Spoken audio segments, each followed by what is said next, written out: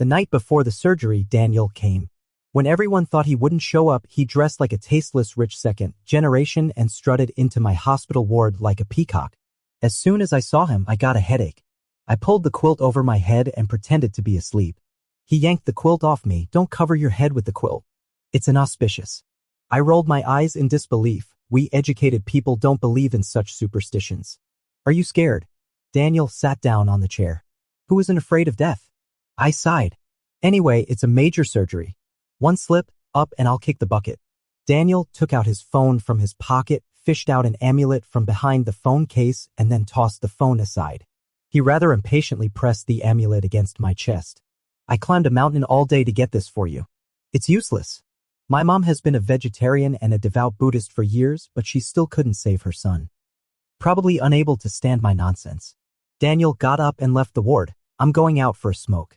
I mouthed "get out" and then took out the phone from under my pillow. The phone screen was still on the contacts page. I've been struggling for a whole day about whether to call Michael and confess my love. I think he doesn't love me. But what if I die on the operating table and haven't confessed to my secret crush before I die? I probably won't even be willing to drink the minkpa soup in the underworld. Taking a deep breath, I dialed the number. My heart was pounding like a war drum with uneasiness. I was startled by the suddenly lit up phone on the bed. What a vintage ringtone. While muttering to myself, I put the phone to my ear. There came a duet like a chorus from the earpiece. "Wait, what's going on now?" I sat on the bed, stunned, holding two phones. After double-checking, I actually dialed Daniel's number. No, wait. Didn't I call my crush? I stared at the word Michael on my phone. No wonder I felt the voice of Michael familiar the first time I heard it. Reluctantly but inevitably, I had to admit that Daniel was Michael. My crush suddenly seemed less mysterious. There was no time to wallow in the sadness of a failed confession. All that filled my mind was, if Daniel knew I had a crush on him, he'd probably flee the earth overnight. After all, this guy is homophobic. The top priority was to delete this call log. In a panic, I started trying random things, hoping to accidentally guess Daniel's phone password. 0816, Daniel's birthday. Wrong. 0502, the house number of Daniel's home. It's still incorrect. Then what else could it be? I put down the phone and stood by the window. Daniel was throwing the cigarette butt into the trash can. He was coming back. I gave up and crawled back into bed. I picked up the phone and was about to search for tips for unlocking a phone. The phone was unlocked, showing a completely unfamiliar wallpaper. I actually unlocked Daniel's phone. I was extremely shocked. How could this guy use the same password as me? He actually used my birthday as the password. I regarded him as a brother, but he actually wanted to sleep with me. Wait, isn't he homophobic? I deleted the call records and then lay in bed in a complete mess. Soon after, the door was opened and Daniel came back. I was in a mental battle and decided to continue pretending to be asleep. He seemed a bit surprised and walked over lightly. I didn't move at all, fearing that he would notice something strange. After a long time, he bent down to put my arm outside the quilt inside and stroked my face. He actually stroked me. The surgery was very successful. I opened my eyes, and there was Daniel's face in front of me again. I stared blankly at his face. Having come back from the brink of death, I still couldn't accept the fact that Michael was actually Daniel. Are you stupid? He sat on the chair with his legs crossed, showing no awareness of being a visitor at all. My parents didn't even want to come, but Daniel came 3 times a day. To be honest, I was a bit touched, but still, being touched was one thing. Every time I saw Daniel's face, I had an urge to strangle him. Actually, Daniel wasn't bad looking. He was even quite handsome and was a popular figure in school back then. With his excellent grades and charming appearance, he attracted a lot of fans, both male and female. I was one of them. I used to like him very much. Later, I let go of that feeling. I thought I would never like anyone again until I met Michael. It turned out that Daniel and Michael were the same person. I really don't know if I'm being loyal or just unlucky. Thinking of this, I crunched on the plain hospital meal angrily. The more I thought about it, the angrier I got. I stared at Daniel's face fiercely. Give me back my secret crush. Is there any seasoning on my face? Daniel reached out and touched his face, looking innocent. This hand was exactly the same as the one in my imagination. On lonely nights, I would imagine this hand gently caressing me from top to bottom, and then I would fall into a deep sleep. I let out a deafening cough. Daniel got up and brought me a glass of water. Seeing the bony hand on the cup, I got angry. Get out. Am I an eyesore sitting here? Yes. Come back after I finish eating. Okay. Probably because he saw that I wasn't fully recovered. Daniel was surprisingly accommodating. He took the cup away, then grabbed a tissue to wipe the food off my hand, and gracefully exited the room. Before leaving, he let out a soft snort. Yes, it was this sound. Michael also often made such a huffing sound after hearing my questions. I never even associated these two people together. I'm so stupid. I met Michael 2 months after I discovered Daniel was homophobic. Everyone in the world knows I like Daniel except for himself.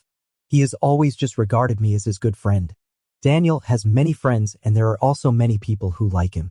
At the farewell party after graduating from senior high school, everyone came to drink with him.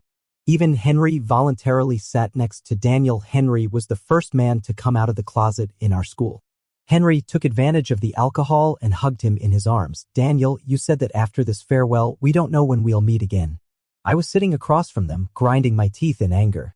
Wherever Daniel was, Henry was always there. I had long noticed that he had ulterior motives for Daniel. Daniel was a bit impatient. He reached out to remove Henry's hand, then glanced at me and slowly spoke. There's no need to see some people. These words were extremely harsh, and the noisy crowd instantly fell silent. Henry, drunk, smashed the wine glass in his hand on the ground with a pop. What if I insist on seeing them? The friends who reacted later quickly came to separate the two of them. Daniel sneered and said, I have no problem with you. I just find you quite disgusting. My mind boomed and all my thoughts vanished. I had planned to confess my love to Daniel at midnight tonight, because after midnight I would turn 18. Becoming an adult means becoming an independent person and being responsible for one's words and actions. I'm willing to accept all the consequences of the confession, whether it's rejection or acceptance. However, what was happening now was beyond my ability to bear. Disgusting. I especially don't want to be a disgusting person. The classmates who were trying to break up the fight laughed it off and livened up the atmosphere again. Daniel picked up his glass and downed the remaining strong liquor in one gulp. Watching Daniel walking towards me, I held the Coke in my hand at a loss. I just felt so ridiculous. Let's go. I heard Daniel calling me. Before coming here, I sent Daniel a text message saying that I had something to tell him after the dinner. If I had heard the word disgusting a few hours earlier, I would never have sent that invitation. That disgusting and self-indulgent invitation. I stammered and couldn't say a word. After thinking for a long time, I finally whispered, it's nothing. What? He bent down and almost whispered in my ear. We were extremely close. The courage I had finally mustered vanished in an instant. I pursed my lips and said nothing. Daniel seemed very irritated. He directly grabbed my arm and half dragged me out of the private room. My mind was in a mess. I just let him drag me to the rooftop. Come on, what did you want to talk to me about? It's nothing. I just felt that we're about to graduate. I wanted to give you a gift. I started to make things up. Where's the gift? He held out his palm. I stared at the mole on his palm and took off the necklace around my neck. This was the only thing on me that I could take out as a gift. You've worn it. Stop being so picky. This is my most precious thing. I said discontentedly. He smiled but said nothing, then lowered his head. I stood there stunned. Put it on for me, he said. I fumbled to straighten the necklace and then put it around his neck. The summer night wind was strong. It blew up his long bangs, which gently brushed against my cheek like a kind of comfort. I was almost in tears. I fastened the clasp of the necklace, determined to lock up my restless and impulsive heart. My back tightened and I was held in Daniel's arms. He put something in my pocket. Happy birthday, I heard him say to me.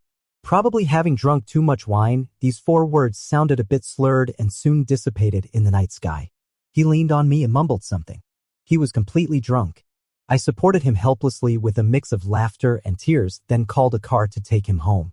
It was already the next day when I got back to my own home. On the first day of my 18th year, I experienced my first heartbreak in life. Only then did I remember there was a gift from Daniel in my pocket. Taking it out, I saw it was a red bracelet. I put the bracelet in my treasure box. I dared not wear this red string. I was afraid that one more look would make my heart, which had finally calmed down, stir again. On the day when the exam results were announced and we went back to school together, I met Daniel again. I was very embarrassed while he was very cool. He stood in front of me, his gaze moving down and sweeping across my empty wrist so quickly that it was like an illusion. "I'm leaving," he said out of the blue. "Where to?" "Abroad," he said. "Didn't you take the college entrance examination?" "That was just my wish. I wanted to go through my high school years completely." I stood there, too stupid to say a single nice word of blessing. Daniel going abroad became the last big event of our graduating class. I looked at the endless discussion threads on the forum and lost interest in communicating with the world. I didn't even go to see Daniel off. I made up my mind to forget Daniel and have no more contact with him. 2 months later, I went to college to register and a brand new world unfolded before me. I made a lot of new friends. Among them, the one I got along with best was called Michael. He was a late-night radio host. After knowing each other for 3 years, I still didn't know what he looked like. But I still fell in love with him. After I got into college, my parents could finally drop their act. They didn't have to pretend to be in love because they were afraid of affecting my grades. They fell into endless mutual accusations. Finally, I couldn't stand it anymore. "You might as well get a divorce." As a result, they united against me and scolded me for being heartless. I became increasingly silent in the midst of a broken heart and quarrels. It was at that time that I fell in love with the late-night radio. It was a radio program called Call Transfer where listeners could submit their troubles to the host. Whenever I heard other people's stories, I realized that there were so many unhappy people in this vast world. I don't have to use others' misfortunes to set off my own good fortune. I just want to tell myself, it's not my fault. It's not your fault. After listening to the radio for some time, I summoned up the courage to submit a message to Michael and told him about my parents. He told me it wasn't my fault. His voice came from the earphones and I secretly blushed my eyes while hiding in the quilt. From then on, every Saturday and Sunday, no matter how hard I've been through, I would turn on the mobile radio on time at 1 o'clock in the morning. Many people who are struggling in pain like me would leave messages for Michael. Most of the time, Michael just listens without judging. He preaches little and comforts a lot. I finally stopped having insomnia. Along with the ending music he played, I would quickly fall asleep. Until now, I finally remembered. The ending music I listened to countless times. It was the pure music of the song Spring Mud. After knowing that Daniel was Michael, I didn't turn on that radio for half a month. Half a month later, I finally calmed down and finally had the courage to enter the radio. As soon as I entered, I heard Michael calling my name. "Happy every day. It's been a long time since I last saw you, this old friend. How have you been lately?"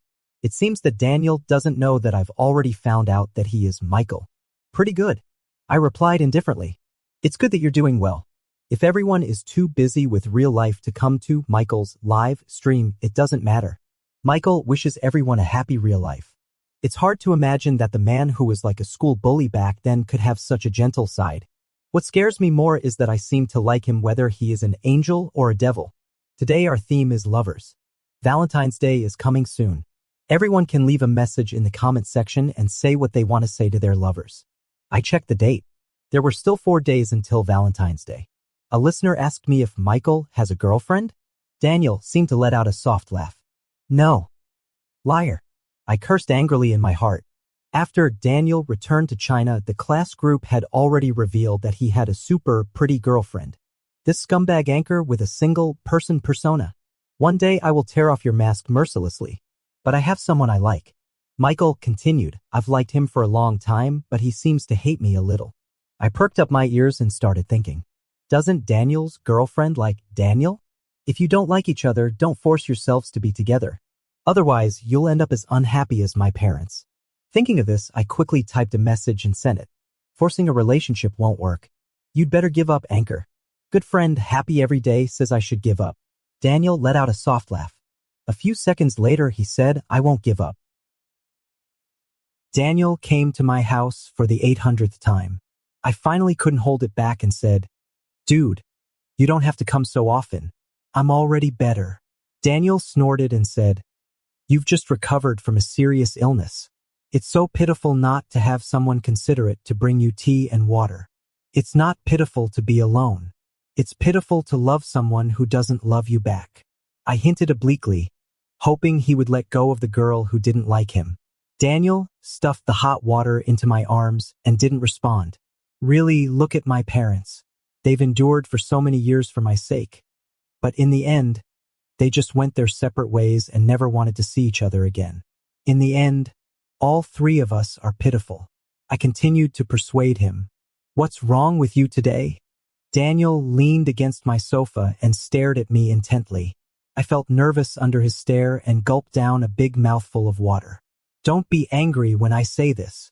I made up my mind. I heard that your girlfriend kind of hates you. Maybe you should just give up. Daniel didn't show much reaction after hearing this.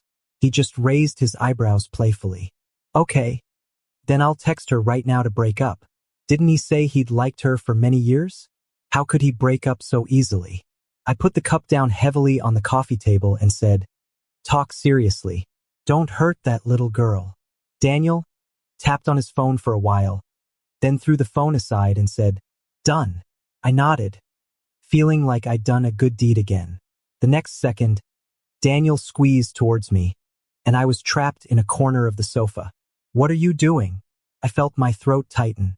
I listened to you and broke up. Shouldn't you compensate me with a date? Can't you live without someone? I pushed him away with one palm. I'm afraid of being lonely. I need someone to accompany me. All right, then tell me what kind of person you like. Actually, I didn't want Daniel to start a new relationship so soon at all. But maybe only when he keeps having relationships can I completely give up on him. I like someone who is 5 centimeters shorter than me, with fair skin and short hair. Dude, you're 187 centimeters tall. Where can I find a girl who is 182 centimeters tall for you? Suddenly, I had a flash of inspiration. So you also like men? Daniel nodded without any hesitation. Aren't you homophobic? I suddenly stood up. When did I say I was homophobic? Daniel looked puzzled. You said Henry was disgusting.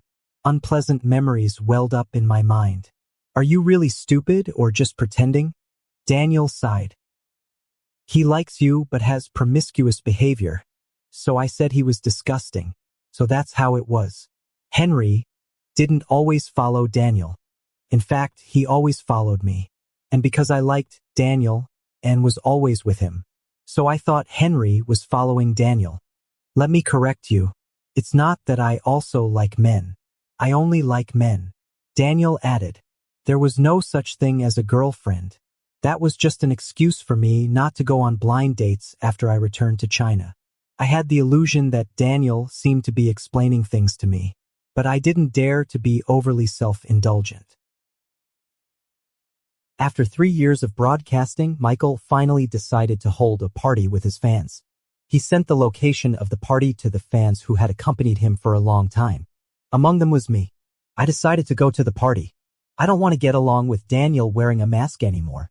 I'll tell him that I like Daniel and also like Michael. I want to ask if he also likes boys. Can he give it a try with me? Regardless of the outcome, I'm going to put a question mark on my years of secret love. I dressed myself up, put on the bracelet that Daniel gave me many years ago, and prepared to go to the appointment. On the way, I received a call from the hospital. My father and mother still separated after I went to college. It's just that my mother refused to divorce. She never left home all day and prayed to the Buddha at home. And the hospital called to tell me that my mother had attempted because my father had a new love. I know my mother still loved my father all the time. Although her self-esteem didn't allow her to bow her head, she always waited for my father to come back. But my father called and firmly wanted a divorce. My father found a woman about my age. Unable to bear the blow, my mother swallowed a large amount of sleeping pills. Fortunately, the daily necessities she ordered online a few days ago arrived. The delivery man who couldn't contact her found the property management. The property management opened the door and sent the unconscious mother to the hospital. I sent a message to Michael, sorry, there's an emergency at home. I can't go to today's party. Michael immediately replied, what's the matter? Do you need any help? I closed the screen and didn't reply anymore. I prayed in the taxi. The red string on my right hand reflected a red glow in my eyes. I swore that as long as my mother could be saved, no matter what kind of requests she made of me in the future, I would agree to them. I wouldn't talk back, resist, or refuse, as long as God gives my mother back to me. The operating room light finally went out. Thanks to the timely delivery to the hospital, my mother survived. I knelt down in front of the property staff and kowtowed to express my gratitude. My father didn't come to the hospital. I don't understand. A couple for a day shares 100 days of affection. How could he be so heartless? I stayed by my mother's bedside. During that time, Michael sent me several private messages, and Daniel called me several times, but I didn't look or answer. One day later, my mother finally woke up. I sent a message back to Michael to apologize to him. It doesn't matter. I've postponed the party. If you have time, you can still come. I walked out of the hospital and headed to the location Michael sent me. It was the location of a villa. I pushed open the door of the villa. There was no noisy chatter. There were notes pasted on the ground to show the way. I climbed the stairs and reached the top floor. I pushed open the door. Michael, or rather Daniel, turned around. Seeing that it was me, he didn't seem surprised at all. He just gave me a nice smile. My head buzzed. Did Daniel already know that happy every day was me? Samuel. Daniel called out to me loudly. What's going on? I asked him, looking at the top floor that was decorated like a marriage proposal scene. Sorry, I've been lying to you all this time. Daniel took a few steps closer. Daniel said that he was forced by his parents to go abroad right after graduating from high school. But he was worried about me. So he opened an online radio station. You said you liked listening to radio stations. I thought you'd come across mine one day. Daniel said that he guessed it was me the first time he saw the name Happy Every Day making a comment. You like to add a tilde after each sentence.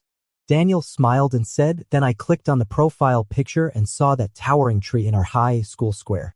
He gently tapped my nose affectionately. You're really bad at disguising yourself. What are you doing now? My voice trembled at the end. Samuel, I like you. I've liked you since high school. I couldn't believe my ears.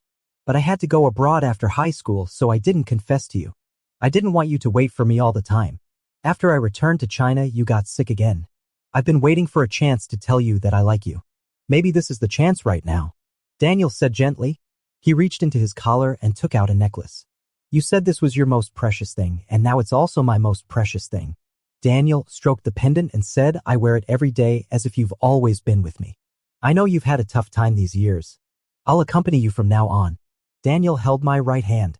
Give me a chance, okay? If this confession had come one day earlier, I would have nodded without hesitation and then hugged him. However, fate plays tricks on people. We've waited for each other for so many years, but just one day too late. After my mother regained consciousness, she told me that she hated my father extremely. She asked me to swear that I would never contact my father again. I nodded and agreed. You have to strive for success and live a decent life. Get married, have children, and live a happy life. We can't lose, you know? I was stunned. Mom, but I didn't know if I should tell Mom that I like men and I'll never have my own children in my life. Your father said I'm crazy. You must be okay. Don't let him look down on us, mother and son. All my hopes in this life are on you. A few minutes later, I nodded again. Sorry, I can't promise you. I murmured. Daniel said blankly, don't you like me? I didn't dare to look up and then gently shook my head. I always thought you liked me a little. Daniel's voice immediately dropped. He pleaded, I know I was a real jerk before and irresponsible. But during these years apart, I've seen clearly what's in my heart. It doesn't matter if you don't like me, but give me a chance. I'll show you my true feelings. Anyway, you're single now. Daniel. I interrupted him firmly, you're right. I did like you a little. Daniel's eyes lit up. But that was in the past. I don't like you anymore. Whether it was Daniel or Michael, it's all in the past. I felt as if my heart was being cut with a knife. You know about my parents' relationship. My greatest wish now is to have a happy family. I heard myself say cruelly word by word, do you think two men can have a happy ending? The light in Daniel's eyes faded and he remained silent for a long time. I stepped forward, took off the necklace around his neck and threw it away. You should have something more precious now. I said to him. I went back to my rental apartment and refused to see anyone. My mother went back to her own home. I send her a message every night. Maybe people only know how to regret after they lose something. I understand better than anyone that I can't live without my mother. Maybe one day I'll regret giving up Daniel, giving up a man I've loved for so many years, but at this moment I have no better choice. A few days later, I received a call. It was from the owner of the villa. He said that when they were packing up, they found a stack of letters in the trash can. They called Daniel, but there was no answer. So they found my phone number according to the address on the envelope. Thank you for your trouble. Please call a flash delivery service for me. The recipient will pay. Daniel's phone is turned off. Is he okay? I dare not think about it. The letters were delivered in the afternoon. I opened them and read. The name of the recipient is indeed me. It took me an entire afternoon to finish reading all the letters. The time span of these letters is as long as 3 years. Since Daniel went abroad, he has written to me every week. Even after he became Michael, the letters never stopped. In the beginning days, he wrote about his new experiences abroad. When he later changed his signature to Michael, he would reply to the questions and troubles I raised while listening to the radio. He didn't originally intend to send these letters to me. It wasn't until he was ready to confess his love that he decided to send these letters. After his confession failed, he threw all the letters into the trash can. By coincidence, these letters finally returned to their rightful owner. At the end of each letter, Daniel wrote, "I miss you so much. How are you?" I really want to tell him that I've had a very hard time these years. But because of Michael, I managed to get through the toughest days. What makes me sad is not that he didn't share the hardships with me. I'm just heartbroken that we can't share the joys.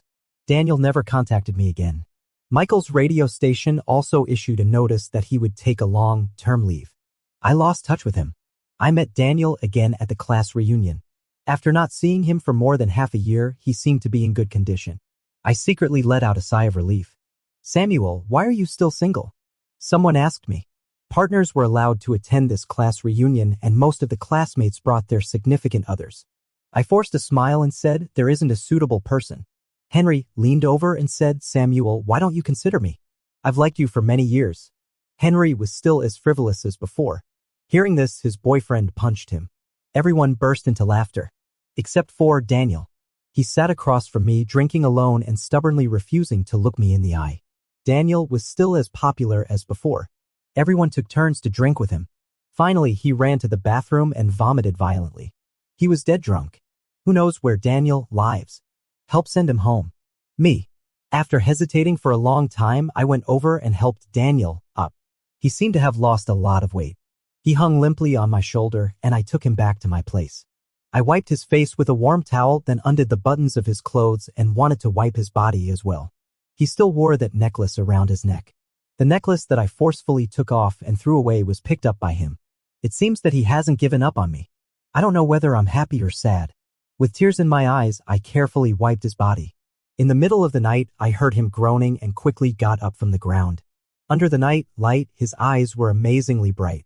"Samuel." He called me. "Do you feel uncomfortable anywhere? I changed my phone number. Do you know that?" I nodded. But I couldn't bear to part with our call records, so I went to the business hall and retrieved all our call records. I found that you called the number I gave you as Michael the night before your surgery. Daniel gave a bitter smile and said, "I've always been too afraid to ask you what you wanted to say to me that day." I remained silent. "It's okay if you don't want to say. I'm so scared that you were going to confess your love to me that day. I'd hate myself to death if that were the case." I covered his mouth to stop him from talking. Early the next morning, when I woke up, Daniel had already left. That night, Michael's radio program was rebroadcast after a long time. I used an alternate account to enter the radio program. "Hello, everyone. Good evening. Long time no see." Michael had some personal matters to attend to, and it delayed the live broadcast. You're asking what happened to Michael? It's nothing. Michael went to see someone he likes very much.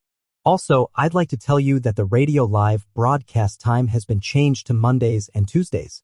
Michael has other work on Saturdays and Sundays. I use my alternate account to listen to his live broadcasts punctually every week. I'm like a peeping Tom, paying attention to his every move. I hope he can be happy regardless of whether the one who makes him happy is me or not. After he stopped live broadcasting on Saturdays and Sundays, I started visiting my mother every weekend. My mother's condition has improved a lot. She no longer stays at home all the time. She has joined many public welfare associations and goes to welfare homes and nursing homes to do public welfare work in her free time. My mother is a highly educated person and not old yet. She still has a vast world to show her talents. Samuel, if you have time, come and join us. Forget it. I'm very busy. I rejected my mother's suggestion, but you can call me when it's time to donate. I'll also contribute some love. Oh, don't think like that. More and more young people are doing public welfare work now. My mother mysteriously opened her phone. I met a kid last month who is about your age. I asked him, and he's from the same school as you. I was stunned. My mother opened the photo album. The latest photo shows her with her arm around a young man's hand, smiling happily and making a V sign at the camera. That person is Daniel. I logged into the account happy every day after a long time. Daniel noticed my presence almost instantly. Our old friend Happy Every Day is finally back. Daniel paused for a moment. How are you? He asked. I'm fine. I quickly sent a comment. Immediately afterwards, I sent another message. I miss you so much. Then I exited the live stream and waited for my special moment to arrive. Half an hour later, Daniel showed up at my doorstep. As soon as the door opened, I was tightly embraced by him. Hey, come in first. I tried to stick my head out from his embrace. Daniel gave me a smile and picked me up by pinching the outside of my thighs. I was pressed against the entrance by him. Can I kiss you? He looked very elegant. I just want to have a talk with you. Put me down first. Let me kiss you first. He was being unreasonable. He kissed my cheek rather gingerly. Samuel, I like you. Daniel murmured indistinctly, sorry, I just learned about your aunt's matter very late. If it's because of your aunt that you're not willing to be with me, I can understand. But please, don't push me away so soon. While pleading with me, he kissed me in a disorganized way. Do you know why the name of my radio station is Call Transfer? I was out of breath from his kisses and shook my head. Because I hope to be by your side no matter what kind of identity I have. Whether it's Daniel or Michael, as long as you're in a bad mood, you can contact me right away. I'll always be by your side. I got up from the bed with an aching body. Daniel is busy in the kitchen. You're awake. Seeing me wake up, he immediately ran over and kissed me. Beast. I scolded. He hugged me with a big smile and rubbed his head against mine for a while. Breakfast is ready. You eat first. I'm going to do some volunteer work. Auntie is waiting for me. Daniel. I grabbed his hand. My mom isn't someone who can be easily moved. I know very well that my mother is a very stubborn person. Otherwise, she wouldn't have spent decades just tangling with a man who didn't love her. Because of this stubbornness, I've never been wronged since I was a child. But because of this stubbornness, my mother has borne too much pressure that she shouldn't have. I know. Daniel said. It's not entirely to move, Auntie. It's good to do more good deeds and accumulate virtue. He took 2 steps out, then came back and kissed my forehead. Take good care of yourself. We still have many years ahead. I understand that Daniel has always been worried about my illness. My mother still found out about me and Daniel. Because Daniel's wallpaper is a photo of us. Seeing an intimate photo of her son on a man's phone, my conservative mother for a lifetime was deeply shocked. She was so angry that she was hospitalized. By the time I rushed there, my mother had already recovered. Different from the tense situation I imagined, Daniel was feeding my mother porridge. Mom, I said guiltily. Daniel winked at me, which was a look telling me not to worry. You and Daniel are classmates in the same class, right? My mother asked me. Mom, we're not just classmates. I knew that avoiding the problem wouldn't solve it. Mom, he's my boyfriend. When I really said all this, I didn't feel the fear I had imagined. I just felt calm. Samuel. Daniel walked over and grabbed my arm as if he wanted to talk to me outside. I held his hand back and pulled him to my side. Mom, I know it's hard for you to accept this. I said seriously, so although I've liked him for many years, we've only been together for a few days. Mom, I gave him up before because I love you. But you told me that your greatest wish when doing charity work is that those kids don't give up on themselves. I'm your son and I can't give up on myself even more. My mother had been maintaining a strange silence since I started speaking. Mom, if you firmly don't agree, I can break up with Daniel. But I swear I'll never be with anyone else. You want me to be happy and fulfilled, and I'm very happy now. I didn't have my father's love before, but with you, I didn't live any worse than other kids. Even if I don't have kids in the future, with Daniel, I'll definitely live a good life. You may know better than me what kind of person Daniel is. After saying all this, I pulled Daniel's hand and walked out of the ward together. We walked silently on the tree-lined path in the hospital. Do you want to scold me? I said, just scold me if you want. I want to applaud you. Daniel clapped his hands. I didn't expect you to have such good speaking. I relied entirely on emotion, no at all. I said fiercely. Daniel hugged me with a big smile and said, do you like me so much? I like you so much. The words I failed to say after the college entrance examination finally came out of my mouth in an extremely firm way after so many years. I've passed through the self-pitying adolescence and entered the youth stage where I dare to take action and be responsible. I'm no longer afraid. I've finally taken back the initiative in my life. I looked up and my mother was standing by the ward window looking down. I smiled in that direction. Mom, as you can see, I'm very happy. Daniel and Mom were interviewed together. They are two extremes in the public welfare organization. One is the youngest and the other is the oldest. Watching them sitting side by side, I felt quite strange inside. These are the two people I love the most and they both make me extremely proud.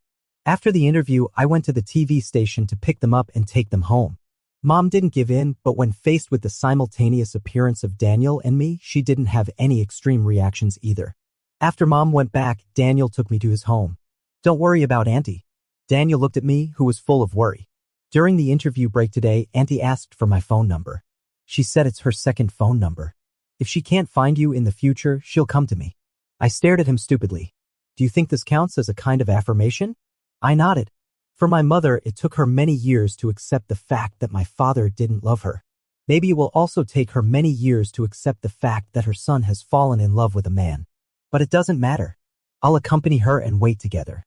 Just like when I was a child and she waited for me to grow up. Daniel's work got busier and busier. On my birthday, he was on a business trip. After congratulating me on my birthday right at midnight, he asked me to turn on the radio. It's neither Monday nor Tuesday today, I mumbled sleepily. Turn it on, Daniel laughed on the other end of the phone. I entered the radio station and I was the only listener. Happy every day, hello. Welcome to my live broadcast room. I'm your exclusive anchor, Michael. I couldn't help but keep smiling. Today is your birthday. I want to say to you happy birthday. Just like your online name, Ning, who is happy every day. If you think about it carefully, you can be considered the founder of this radio station. Without you, I wouldn't have opened this radio station at all. Later, I inadvertently comforted many lonely souls. You see, that's just what you're like. You'll bring about many good things without even realizing it. Both you and I believe that good people will be rewarded. So I believe more than anyone else that you'll have a completely wonderful 22nd birthday. Well, today's live broadcast ends here. See you next time. Then the doorbell rang. I slowly stood up and walked towards the door as if in a dream. The door opened and Daniel stood at the door with a cake in his hand. He bent down to hug me as he did many years ago and then whispered in my ear, "Happy birthday, baby." I let him put the earphones in my ears and listened to the music at the end of the call transfer radio station. At this moment, he is Daniel and also Michael. But because of him, I can always just be myself.